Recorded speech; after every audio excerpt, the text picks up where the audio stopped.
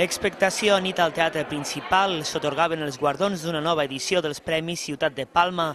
Representants de la vida política, social i cultural de les illes no es van voler perdre la cita. L'obra La mort del poll, de Joan Camasòlibes, es va endur el premi amb una dotació econòmica més alta, 24.000 euros. Era el nou Llorenç Vilallonga de novel·la.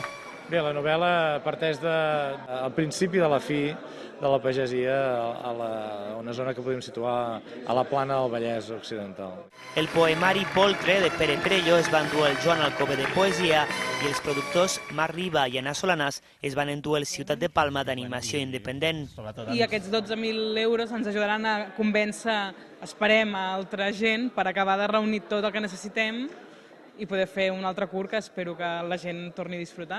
El Ciutat de Palma d'Arquitectura Guillem Sagrera va ser per a José Antonio Martínez pel projecte de restauració de la portada de l'església de Sant Gaietà a Palma. Sant Gaietà, els Sagrats Cors, és una església que li faltava que va ser portalada. Varen proposar una mínima intervenció. En compte d'afegir-hi, varen proposar sostreure, o sigui, treure una mica de material. Finalment, el guardó Antoni Gelabert d'Arts Visuals va ser per a José Ángel Cintas. És una proposta de 4 quadres que són autònoms en principi, però que aquí s'ajunten. Aquesta és la seva obra i es pot veure des de nit en una mostra dels 30 treballs presentats al Casal Solleric de Palma.